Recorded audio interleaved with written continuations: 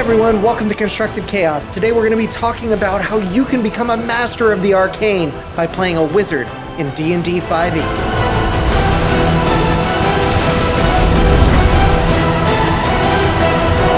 It could be said that wizards are the most popular option for newcomers to fantasy role-playing, and it makes sense. We've watched and read about mighty, powerful, and mysterious mages from movies and stories alike all our lives. I mean, who wouldn't want to be Gandalf, or at the very least, have the power to levitate the remote from the coffee table into our hands? But what's even better about wizards, in my opinion, are the multitude of different ways that you can play one effectively. Want to blow up everything in your path with massive fireballs? Or would you rather intricately shape reality around you to your whim? Magic is a powerful ally indeed. And by the end of this video, you'll see exactly how broken it can be if used cleverly. And so with the ability to discern the workings of the arcane with only your mind, there's one stat in particular that will be the most important for our wizard. That's right, you should make intelligence your highest stat. The resulting modifier will dictate your spell save DC, which is 8 plus your proficiency, plus your intelligence modifier, as well as your spell attack modifier, which is your proficiency bonus plus your intelligence modifier. As for your second highest stats, it'll mostly depend on the type of wizard that you want to create. We'll touch on that a bit whenever we get into subclasses in a moment, but it could be really helpful to know what kind of background your wizard has from the outstart. Were they innately gifted in their ability to weave arcane magics, or did they have to study really hard and achieve everything by the merit of their own sweat? And with stats in mind, you might be wondering which race to pick. Well, personally, I am a huge fan of the optional rule to pick whatever race you want and then assign the racial bonuses however you want. But if you don't like to play that way, that's totally fine. You may want to look into gnomes, tieflings, variant humans, or maybe even the new owlfolk race that's coming out later this year. We'll touch on that when it happens. Now that you've chosen what you like to look like naked, our wizard begins at first level, where they gain 6 hit points plus their constitution modifier as their starting hit point total. Yes, that means our wizard only has a 1d6 hit die, and that makes them incredibly squishy. You'll want to keep this in mind as you build out your wizard to make sure that you're either not in the front lines or have the protection necessary to be there and not die. A wizard can be a lot of different things, but a tank is definitely not one of them. I've even seen situations where low-level wizards were bested by a pitfall trap or falling out of a 2-story window. Don't let it be you. A great wizard dies precisely when he means to, or something like that. From here, we'll assign our proficiencies granted to us by our wizard class. We can choose from Arcana, Religion, Insight, Investigation, Medicine, and History. Thinking about it, this choice should be simple if you know your backstory. Is your character an archaeologist? Choose History and Investigation. Or is your character more concerned with purging evil from the world using holy fire? Choose Arcana and Religion. That second one actually sounds pretty fun. Next, it should come as no surprise that wizards gain access to spellcasting at first level. We'd be pretty useless otherwise. So we'll gain access to 3 cantrips from the wizard spell list, along with 6 first level wizard spells that we can mark down into our spell book. While we're on the subject, I would like to recommend, if your DM allows it, that you make your spell book somewhat unique. Perhaps it's not a spell book at all. Maybe it's a crystal ball or a staff with arcane runes etched in the side of it. Doing something like this can add a lot of really interesting flavor to what would otherwise be a somewhat generic wizard before you add the subclass. Regardless, no matter what your spellbook looks like, it's important to note that while your wizard will always have his cantrips memorized, he may not always have his spells memorized. Your intelligence modifier added to your wizard level will dictate how many spells you can have prepared after each long rest as available for casting over the course of the day. So it's important to know what sort of trials and tribulations you're going to be facing as a wizard so that you can select exactly what spells you need. After that, each level of the wizard class grants you 2 new spells that are no greater in level than the maximum spell slot that you have.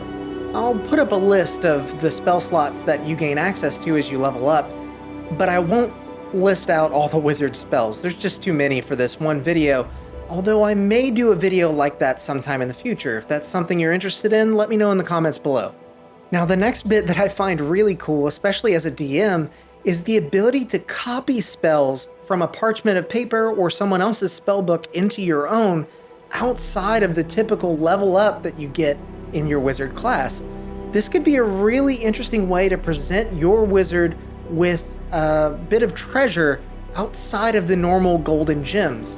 It is worth noting that it takes 2 hours and 50 gold pieces to copy the spell into your spellbook, but that's a small price to pay for something really cool and really flavorful within your campaign. But what do you do in a wizard's worst nightmare? You're out of spell slots and there's no time to take a long rest to recover them. Luckily, you have Arcane Recovery, which is an ability that comes online first level for wizards. This ability states that taking a short rest, you can choose to recover a number of spell slots, the combined level of which are not greater than half of your wizard level rounded up, so long as the spell slots you're recovering are not 6th level or greater. Let me break this down. If you are a 13th level wizard, you can recover on a short rest 5 first level spells and a single 2nd level spell. You cannot, however, recover a 6th level spell and a single 1st level spell. Wow. Being a wizard does take a lot of intelligence, but hitting the like and subscribe buttons doesn't. Finally, after all that, we arrive at 2nd level, which is where we get to choose our arcane tradition. This choice of subclass will dictate what abilities you get as a wizard for the most part, and so it's important that you understand the type of wizard that you want to build. I won't go into too much detail here, just a quick gloss over the different subclasses, but I will go ahead and link any future videos that I make that do.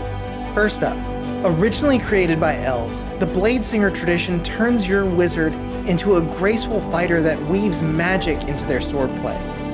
This subclass will grant you proficiency in a single simple melee weapon, as well as give you several other benefits while performing your 1 minute long Blade Song ability.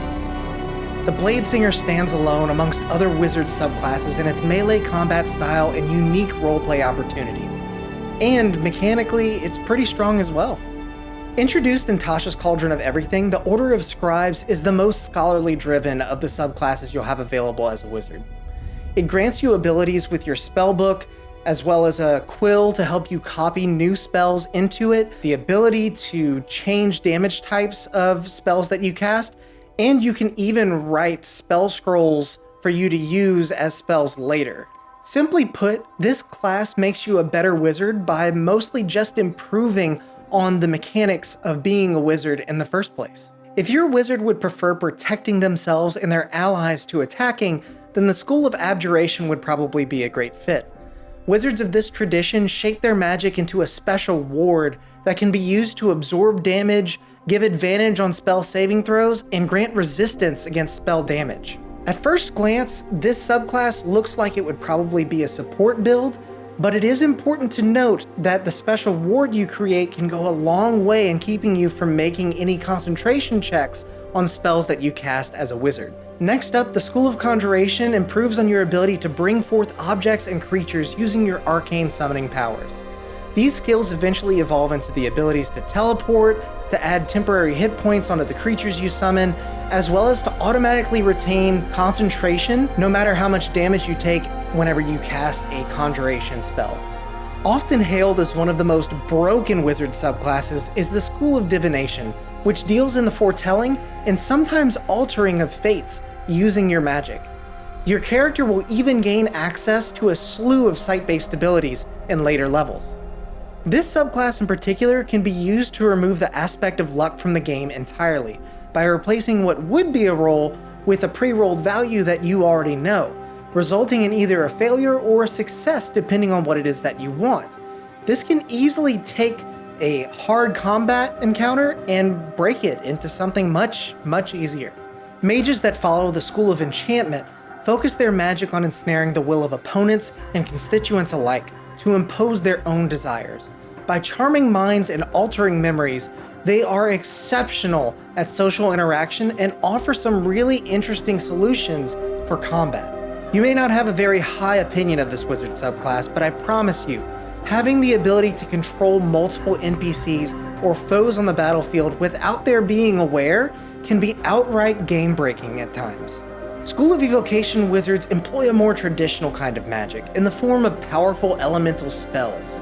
The subclass itself, which is mostly combat-focused, provides some boons to damage and the spell effects, but it could always go a long way to add some other spells from the wizard spell list to accompany those powerful spells, so that you have a nice, well-rounded wizard with some extra damage attached. Wizards that use their abilities for the conjuring of cheap tricks and deception often belong to the School of Illusion. They use their skills to help bolster their illusions, eventually gaining the ability to turn them real. Although I believe that this subclass requires a lot of creativity from the player, I do find that it offers some very fun and unconventional solutions to encounters, such as chaining an opponent to a wall instantly, or using an illusion of yourself to keep yourself from taking any damage during combat. Now, who wouldn't want to control an army of the undead? That's exactly what the School of Necromancy is all about, turning downed friends and foes alike into undead allies. The subclass even gains the ability to siphon off life from those they kill with their spells, which is a great way to make sure that your squishy wizard doesn't die themselves. Aside from being really well-rounded in roleplay and mechanical ability, this subclass is just outright cool, no matter what the cleric or paladin of the party says. Wizards that pour their efforts into the School of Transmutation are gifted with the ability to change the material composition of objects from one thing to another. They can even de-age themselves and those around them, as well as grant useful abilities using the transmuter stones that they can create for themselves and their allies. That said, while this subclass won't ruin your good time as a wizard, it's definitely not one of my favorites on account of it being so restrictive. Nearly every ability granted to you as a transmutation wizard comes with some huge caveat. And on top of that, it doesn't really give you much in the way of extra abilities that you don't already get from just taking transmutation spells from the wizard spell list in the first place. Introduced in Xanathar's Guide to Everything, the War Magic tradition is somewhat of a hybrid between the Evocation and Abjuration schools of magic. And while it is nice to have the balance of being able to deflect blows and deal extra damage, a lot of the abilities that are offered by this subclass are already offered by other spells that you can just take as a wizard already.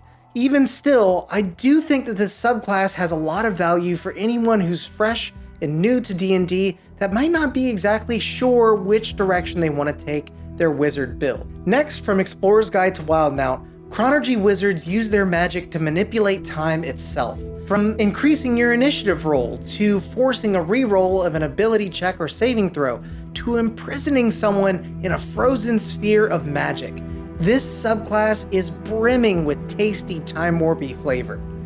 You can even store a spell inside of a bead for one of your companions to use themselves. Really, this subclass offers a lot of features similar to the School of Divination, just arguably better.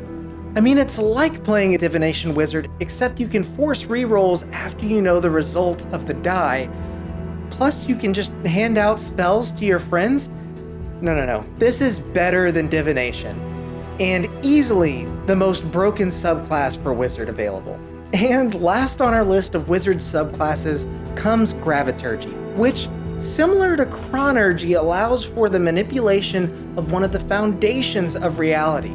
Wizards of this tradition are able to do things like change the weight of a creature so that its strength is either advantaged or disadvantaged when making an attack or an ability check. They can even pull flying enemies down to the ground and restrict their movement by increasing gravity.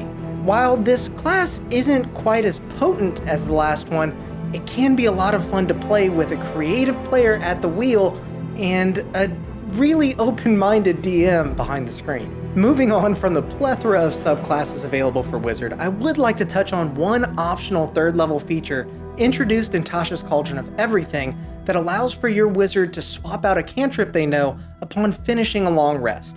It's not really that big of a change, but it could be useful at lower levels if your DM is okay with you using it. From here, wizards don't really gain access to any more abilities outside of just getting access to new spells or more spell slots.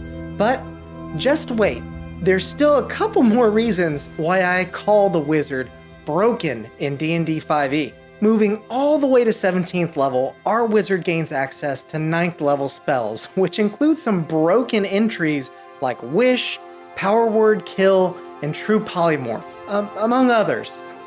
I know I promised I wasn't going to list out wizard spells to you, but it's hard to resist whenever you have spells that can alter the reality of a campaign on a whim, eviscerate an enemy, or even worse, turn the big bad evil guy into a field mouse. Forever. I'm hard-pressed to find any other class that attains such ridiculous power, but maybe that's just a reward for keeping your squishy wizard alive all the way to the end. Sure, your DM might interpret wishes differently, or maybe the big bad evil guy might have legendary resistance, but in truth, it's so potent that it makes your 18th and 20th level spell mastery ability seem less powerful than it is.